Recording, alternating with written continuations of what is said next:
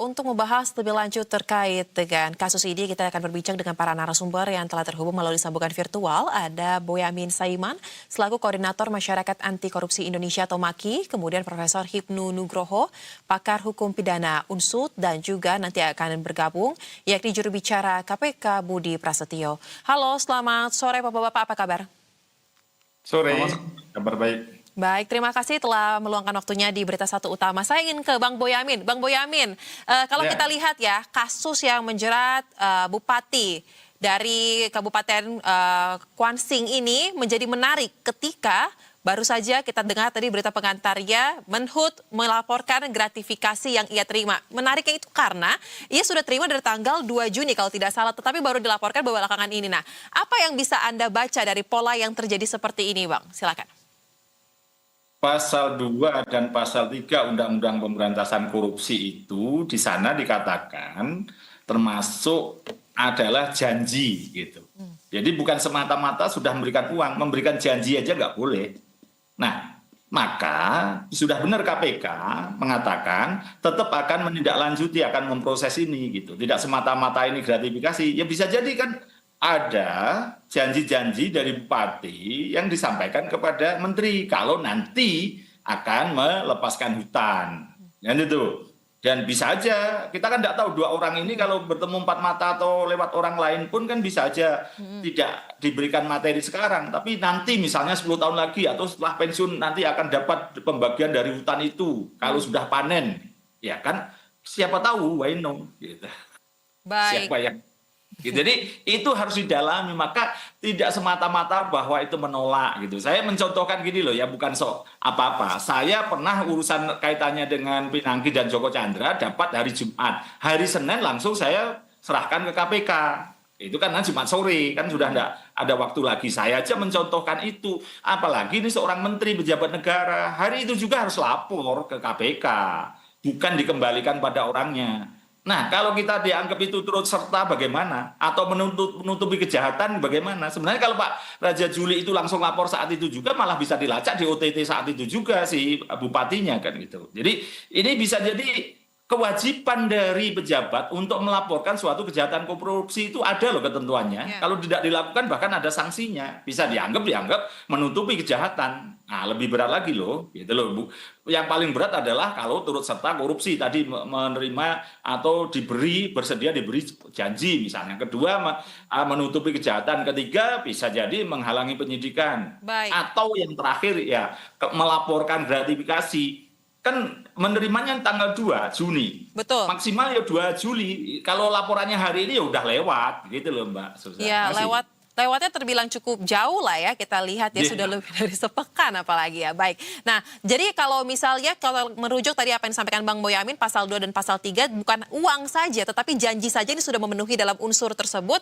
Pertanyaannya ke Prof Hipnu ya, yang akan saya tanyakan adalah apakah artinya sudah ada niat jahat yang terlihat, Prof? Tapi tahan dulu jawabannya. Kita akan lanjutkan dialognya usai jeda yang satu ini, tetaplah di Berita Satu Utama. Terima kasih pemirsa, Anda kembali bersama kami di Berita Satu Utama, dan kami sampaikan terlebih dahulu pemirsa bahwa dalam dialog ini kami sudah menghubungi pihak Kementerian Kehutanan ataupun perwakilan dari Partai PSI. Namun hingga dialog dimulai belum ada perwakilan yang dapat hadir pada dialog kali ini. Dan kami akan tampilkan terkait dengan Menteri Kehutanan atau Menhub Raja Juli Antoni yang mengungkapkan bahwa Bupati Kuansing Suhardiman Ambi sempat meninggalkan sebuah amplop yang dibungkus map di kantor Kementerian Kehutanan. Amplop yang dibungkus dengan map itu ditinggalkan usai menggelar audiensi pada tanggal 2 Juni 2026. Dan setelah mengetahui adanya amplop tersebut, Raja Juli langsung menginstruksikan ajudannya untuk mengembalikannya kepada Suhardiman tanpa terlebih dahulu membuka isinya. Itu ternyata Bapak Bupati Kuansing meninggalkan amplop yang ditutup dengan map, ya. Dan ketika beliau pergi, saya baru sadar dan saya langsung meminta ajudan saya untuk mengembalikan amplop tersebut. Saya tidak tahu isinya apa, tapi saya merasa tidak memiliki hak terhadap amplop tersebut. Dan saya minta ajudan saya untuk mengembalikan amplop tersebut. 2 Juni adalah hari Selasa. Saya cuma punya satu ajudan, saya bilang nanti berangkat hari Jumat, itu tanggal 5 Juni. Tapi ternyata tidak bisa 5 Juni karena ajudan saya harus tetap menempel kepada saya, membantu saya karena tanggal 5 Juni itu saya bertemu dengan Jamdatun dalam urusan lain ya, di Dirjen PHL, bertemu Jamdatun. Akhirnya saya katakan kalau gitu Jumat depan, yaitu tanggal 12 Juni. Hari Kamisnya tanggal 11 Juni, Pak Sekjen mengeluarkan surat jalan, surat perintah kepada ajudan saya untuk mendatangi Bupati Kuantan Sengingi, dan saya pribadi menelpon Bapak Kapolda Riau untuk membantu. Dan sekarang saya ingin konfirmasi kepada pihak KPK karena jubir KPK sudah turut bergabung dalam dialog kali ini. Ada Pak Budi Prasetyo. Pak, jadi sebenarnya mungkin bisa dibuat lebih jelas lagi ya terkait dengan kasus yang menjerat OTT Bupati Kuansing ini. Apakah memang terkait dengan suap jabatan seperti yang diinformasikan sebelumnya atau sudah ada berkembang menjadi pengembangan peristiwa yang baru lagi? Karena kan proses verifikasi, terakhir informasi yang kami terima mengenai laporan gratifikasi ini terus berlangsung. Nah, apa hasilnya kira-kira? Ya, Mbak Sosa, jadi perkara pokok di Kuansing ini berkaitan dengan suap jabatan, ya, khususnya untuk mendapatkan jabatan sekda. Ini calon sekda sebelumnya juga melakukan suap sebetulnya pada saat yang bersangkutan ingin menjabat sebagai Kadis PUPR. Jadi memang suapnya ini juga kita sebut naik kelas ya, karena memang 2 kali melakukan suap. Nah, kemudian dalam peristiwa tertangkap tangan tersebut, KPK kemudian juga mendapatkan adanya keterangan bahwa pihak Bupati ini juga mengumpulkan sejumlah uang dari pihak-pihak KUD yang diduga terkait dengan pengurusan izin pelepasan kawasan hutan. Yang kemudian ada dugaan bahwa Bupati ini memberikan sejumlah uang tersebut kepada pihak di Kementerian Kehutanan. Yang kemudian Pak Menhub, Raja Juli juga sudah mengiyakan bahwa ada penerimaan gratifikasi tersebut yang kemudian Jumat kemarin ya dilaporkan ke KPK. Nah, ini saat ini masih proses untuk analisis di kerangka pencegahannya. Jadi soal isu ini berkembang di 2 aspek, aspek penindakan dan juga aspek pencegahan. Begitu Mbak Sosa. Baik, nah kalau begitu apakah dengan pengembalian amplop, mungkin ini penegasan kembali ya Pak ya, ini sudah cukup untuk menutup terkait dengan persoalan gratifikasi yang terjadi atau bagaimana yang berjalan sebenarnya? Silakan. Jadi ada 2 hal Mbak Sosa. Satu soal penindakannya, artinya ada dugaan pemberian uang yang dilakukan oleh Bupati, ini juga sudah disampaikan dalam keterangannya pada saat dilakukan pemeriksaan. Kemudian Pak Menteri dengan statement kemarin melalui konvers juga sudah mengiyakan, artinya ini firm. Tinggal nanti dalam perkembangan penyidikannya tentu juga dibutuhkan untuk permintaan keterangan, supaya keterangan ini tidak hanya dari satu sisi Bupati saja, tapi juga menjadi lebih lengkap lagi dengan keterangan-keterangan yang dibutuhkan dari pihak lain. Itu satu, dari sisi penindakan. Kemudian dari sisi pencegahan, Mbak Sosa. Pak Menteri Jumat kemarin sudah melaporkan ke KPK, tentu nanti akan dilakukan analisis, dilakukan verifikasi. Apakah laporan penolakan gratifikasi tersebut bisa ditindaklanjuti atau tidak? Tentu ini juga kembali merujuk pada Perkom 1 2026. Ya, salah satu pasalnya di pasal 14 misalnya, soal pelaporan penolakan gratifikasi bisa juga tidak ditindaklanjuti dengan beberapa poin ya, salah satunya misalnya terkait dengan perkara. Nah, oleh karena itu dalam proses analisis dan verifikasi yang dilakukan oleh tim gratifikasi KPK dalam kerangka pencegahan, tentu ini juga akan dilakukan koordinasi di internal KPK, khususnya dengan rekan-rekan di penindakan. Apakah ini ada benang merahnya dengan penindakan yang sedang berjalan, atau 2 hal yang berbeda, atau seperti apa. Nah, nanti KPK pasti akan sampaikan simpulan dari hasil analisis tersebut. Begitu Mbak Sosa. Baik, jadi kurang lebih Pak, intinya saat ini ada satu kasus utamanya, kasus suap jabatan, dan yang kedua soal amplop. Ini dalam 2 aspek yang tengah didalami ya, penindakannya dan juga pencegahannya. Nanti apakah ada benang merah dari kedua hal ini, itu yang akan kita tunggu ya, berarti laporannya dari pihak KPK dalam beberapa waktu ke depan. Baik, nah kalau begitu saya ingin ke Prof. Hipnu. Prof. Hipnu, bagaimana kira-kira menurut Anda terkait dengan persoalan ini? Karena kalau misalnya tadi Bang Boyamin bilang ya, pasal 2 dan pasal 3 tidak harus menerima uang, tetapi janji saja ini sudah memenuhi unsurnya. Nah, apakah ketika dalam persoalan ini, apakah ada mens rea yang bisa kita lihat dari peristiwa yang sudah terjadi? Bagaimana? Ya, ini Mbak, setiap gratifikasi kepada penyelenggara negara atau pegawai negeri harus dianggap sebagai suap, karena itu bertentangan dengan kewajiban yang akan dilakukan. Apabila di atas 10 juta itu dengan pembuktian KPK, di bawah 10 juta adalah penuntut umum. Nah, sekarang pertanyaannya, kapan dikatakan sebagai perbuatan melawan hukum? Ini adalah pada saat penerimaan. Gitu, saat penerimaan. Jadi tadi kalau kita mendengar penerimaannya tanggal 2, dikembalikannya tanggal sekian, itu masuk kualitas mensreanya di situ. Jadi mensreanya itu harusnya seketika itu harus sadar bahwa kita adalah sebagai penyelenggara, harus dikembalikan. Nah, itu mensreanya. Mensrea yang kedua, apabila setelah menerima baru sadar dalam hal selama 30 hari tidak melaporkan. Nah, dua bentuk mensrea pada saat menerima dan pada setelah menerima, itulah yang saya kira KPK harus juga mengklarifikasi suatu perbuatan ini. Karena dalam suatu pemberian ini suap pasif, Mbak. Pertanyaannya, suap pasif tadi sudah didiskusikan oleh Pak Jubir, kemudian Mas Boy, itu banyak sekali. Apakah bisa barang, apakah bisa fasilitas, apakah bisa pinjaman, apakah terkait dengan ke depan tentang apa yang akan diberikan, itu bisa dengan elektronik, bisa saran non-elektronik. Nah, ini pertanyaan yang non-elektronik. Nah, disitulah saya kira sebagai bentuk pengembangan dari kasus gratifikasi masih luas sekali. Apakah hanya pada sekarang ataukah sebelumnya juga ada tindakan yang serupa? Itu yang saya kira harus dikembangkan oleh KPK untuk mengurai bahwa ini adalah ada dugaan-dugaan terhadap gratifikasi sebagai bentuk suap pasif. Kalau yang pemberi sih oke-oke saja. Penerima itu yang harus sadar bahwa dia ada sebagai penyelenggara negara, sehingga harus saat itu menolak atas pemberian yang bersangkutan. Baik. Nah, boleh ditanggapi mungkin Pak Budi, sekaligus kami ingin konfirmasi. Kalau melihat apa yang disampaikan oleh Menhut ya, ia mengaku tidak sempat membuka dan langsung meminta kepada ajudannya ya, meskipun ada waktu ya sampai dengan mengembalikan. Nah, jadi isi amplopnya ini dia tidak mengetahui atau bagaimana sebenarnya? Karena kan isi amplop kita itu bisa berbagai jenis ya, bisa dokumen, bisa uang cash atau apapun itu seperti tadi yang dianalisakan oleh Prof. Ibnu, silakan. Ya, tentunya itu juga menjadi materi pengayaan baik di aspek penindakan maupun di pencegahan.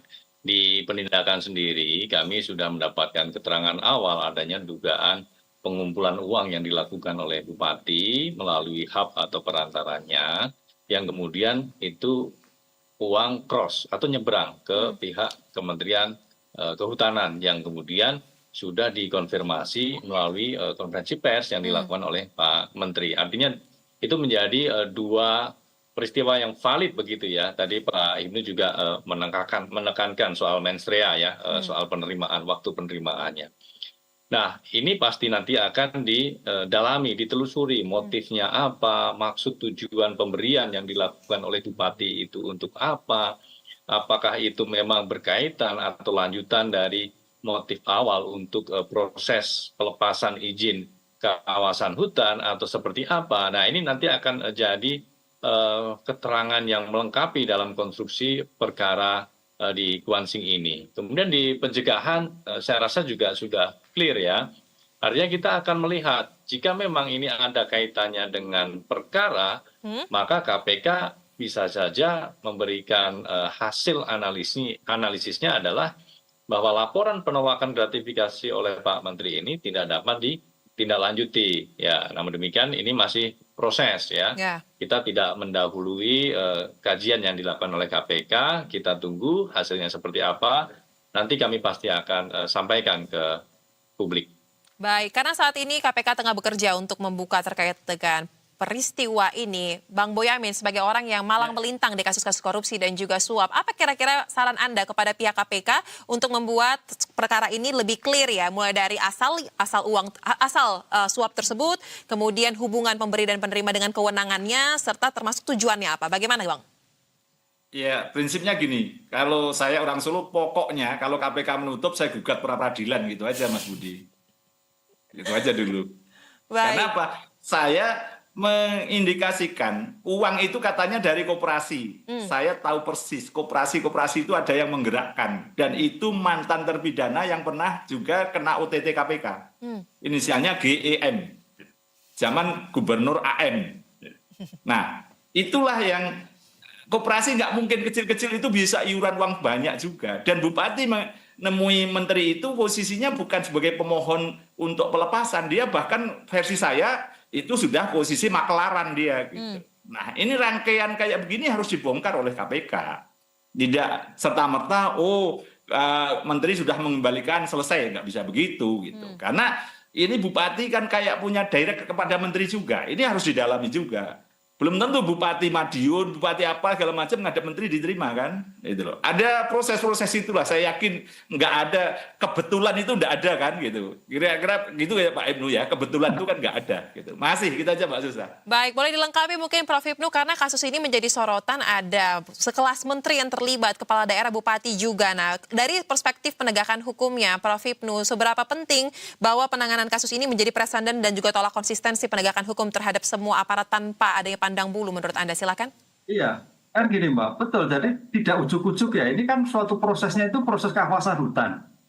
Dia Pak Bupati punya hutan, Pak Menteri punya kewenangan. Nah, ini suatu kesatuan yang tidak dipisahkan. Jadi suatu proses dalam rangka untuk pembukaan kawasan hutan. Nah, dalam hal proses perizinan, memang di Indonesia tidak steril sekali. Disitulah saya kira peran seorang bupati, peran seorang pemberi itu memang bagaimana caranya untuk kaitannya dengan pembukaan. Kalau memang sulit juga ada suatu gratifikasi. Disitulah langkah-langkah yang dilakukan oleh pemberi. Jadi kalau pemberi sih oke-oke saja, tapi penerima itu harus seketika itu melakukan penolakan. Karena suatu gratifikasi itu pemberian dengan maksud, Mbak. Jadi pemberi sih nggak pemberi pun punya anggapan lain depan, tapi maksud pemberi itu seperti apa? Nah, disinilah saya kira si penerima harus sadar bahwa saya sebagai penyelenggara negara, bahwa saya sebagai pejabat negara, sehingga apapun yang terkait dengan pemberian harus ditolak saat itu. Saat itu, jangan menunggu lagi. Apalagi tadi saya mendengar menunggu dari 2 hari ke 3 hari. Itu saat sebagai bentuk mensreanya agak sedikit muncul.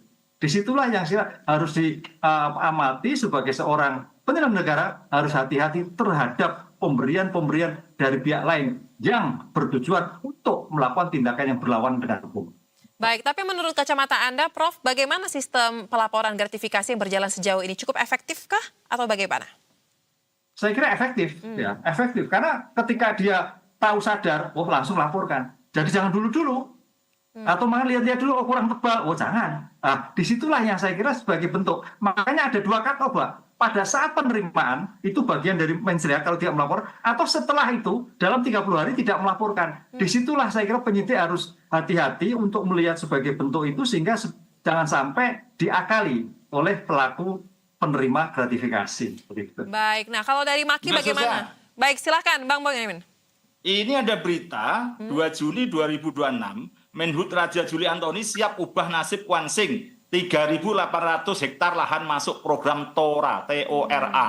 Nah, artinya kan sudah tidak bisa ditutup-tutupi lagi ini pertemuannya. Baik. Bahkan dipublikasikan dan menteri akan menyelesaikan itu gitu. Bahwa kemudian dia mengatakan belum memberikan semeter pun, tapi ini sudah ada kok bahwa dia akan menyelesaikan 3.800 hektar loh Mbak. Baik. Main-main. Berarti di tanggal 2 Juni itu menarik untuk digali lagi ya terkait dengan pernyataan yang keluar langsung dari mulut Menteri Kehutanan di kala itu ya. Pertemuan di Kementerian Kehutanan kalau tidak salah saat itu. Iya, dan bahkan ada camat datang, kabak tapem, kabak segala macam datang semua untuk menghadapkan kok gitu. Dan diterima menjadi tamu kehormatan betul di Kementerian Kehutanan. Jadi ini suatu yang harus digali oleh KPK. Kalau tidak saya buka pra peradilan Mas Budi, biar kebuka semua aja lah. Baik. Saya buka siapa tadi yang GM, AM segala macam itu rangkaian panjang.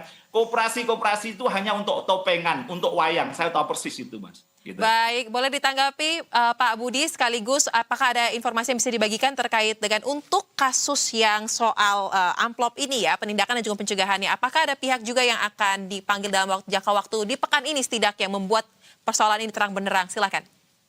Ya Mbak Sosa, jadi memang apa yang disampaikan oleh Pak Hipnu dan juga Pak Boy ini bentuk dukungan penuh terhadap KPK untuk nanti betul-betul mendalami lebih jauh lagi, lebih dalam lagi terkait dengan dugaan pemberian oleh Bupati kepada Menhub. Nah, tadi Pak Hipnu sampaikan juga soal mens rea gitu ya. Artinya memang gratifikasi ini memicu adanya konflik kepentingan, Mbak Sosa. Jadi ada benturan di situ yang kemudian tadi Pak Boy sampaikan tanggal 2 Pak Menhub menyampaikan soal akan memberikan lahan begitu ya kepada warga Kuansing. Artinya di situ memang sudah ada beberapa squel waktu, squel informasi yang kemudian cocok gitu ya antara pemberian, kemudian juga statement-statement yang Pak Menteri sampaikan. Namun demikian Mbak Sosa, di tahap penyidikan kami masih terus bekerja. Ini tim juga masih melakukan penggeledahan di lapangan, ada beberapa titik yang kami lakukan penggeledahan. Tentu dari penggeledahan itu ada barang bukti tambahan yang kemudian bisa memperkuat konstruksi pokok perkara ini ataupun pengembangan berikutnya. Karena pada intinya di sini selain penerapan pasal suap, juga kita kenakan pasal gratifikasi 12B besar untuk bupati. Dan di situ nanti bisa berkembang lagi kalau memang aliran uang itu terkonfirm betul-betul cross gitu ya, apalagi ada muatan, ada motif begitu ya untuk pengurusan pelepasan izin kawasan hutan. Nah, tadi disinggung juga soal TORA. Nah, artinya ini situasi yang sangat memprihatinkan, Mbak Sosa. TORA yang harusnya bisa semaksimal mungkin untuk meningkatkan hajat hidup petani kita, gitu ya, tapi kemudian praktik-praktik korupsi justru malah mensusupi. Ya, kan, kalau kita lihat coba SHU petani sebagai anggota KUD misalnya 1 bulan hanya berkisar di ratusan ribu, tapi kemudian harus dipotong separuhnya Mbak Sosa, dikumpulkan untuk mengurus, untuk diberikan uang-uang yang terkumpul itu ke pihak Kemenhub. Nah, ini artinya memang problem yang sangat mendasar, apalagi TORA ini program prioritas nasional gitu ya, yang memang betul-betul menyangkut hajat hidup masyarakat banyak. Nah, KPK akan masuk soal itu, Mbak Sosa. Baik, kita akan kawal ya, apalagi tadi Bang Boyamin siap pra-peradilan kalau tiba-tiba kasus ini tidak tuntas ya. Kita kawal sampai dengan terungkap. Terima kasih untuk diskusi yang sangat menarik, Pak Budi Prasetyo, Bang Boyamin dan juga Prof. Hipnu. Salam sehat, selamat kembali beraktivitas. Pak Hipnu, Pak Boy, terima kasih. Dan saya sudah mengembalikan amplop putih kepada Bupati Kuansing ini. Ada tanda terimanya, ada fotonya. Ya mestinya itu kesadaran dari pihak PN-nya ya, karena memang kan itu bukan hal yang harus disampaikan atau diberitahu gitu, karena itu kan ketentuan bunyi perundang-undangnya seperti itu.